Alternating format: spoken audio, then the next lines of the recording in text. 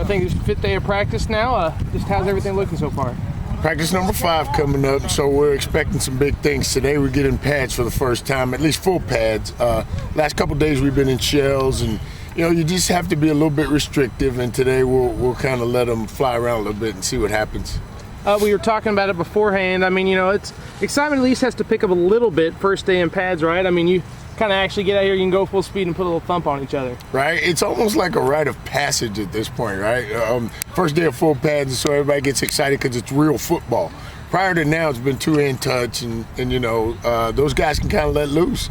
And we'll find out who's aggressive and who's physical and all those kinds of things. We're still not going to be in a full speed mode, but you can be a little bit more reckless in your tackling and things like that. And so it's going to be a good day. All right, you talked about on the first day of practice about how your kind of install of the offense, you went through what you did the entire spring in one day in practice. How's kind of everything sinking in, and have you installed 100% yet? No, we're I don't know, maybe 2/3 of the way done. And we've got some more installed to go, obviously, but it's just a matter of we're never going to take the entire game plan into a game. And so what we'll do is we'll throw the entire playbook into a game.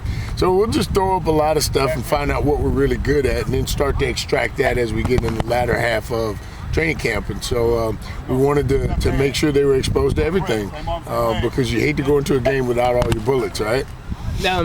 And so kind of on that same note, how was the retention rate from the spring coming into these first couple practices? It was really pretty good. The issue we have is we've added quite a few newcomers, and it's the first time that they've seen it, and then they have to adjust to the speed of the game, so it's just not that simple. But the retention rate on the guys that came back is really good. I think that had to do with the fact that we practiced so late in the spring also.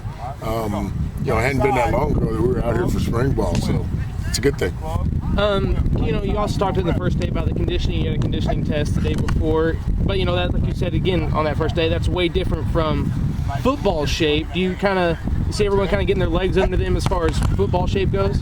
Well, we're going to pile it on early, and they should be a little dead-legged, if you will, because we are pounding on them, and it is early, and they haven't been used to doing this. But that's kind of how you build the muscle. You work the muscle, you tear it down, and it builds itself back up, and that's what we're doing. We're trying to tear them down physically so that they can build back up. We don't need to be ready tomorrow.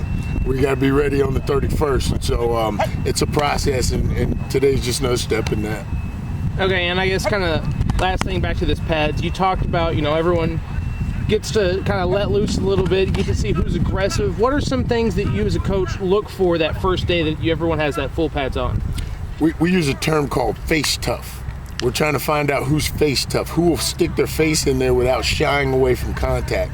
And to be very honest with you, we'll start with the Oklahoma drill, which is an old tried and true tradition in football, and we'll find out who's face tough.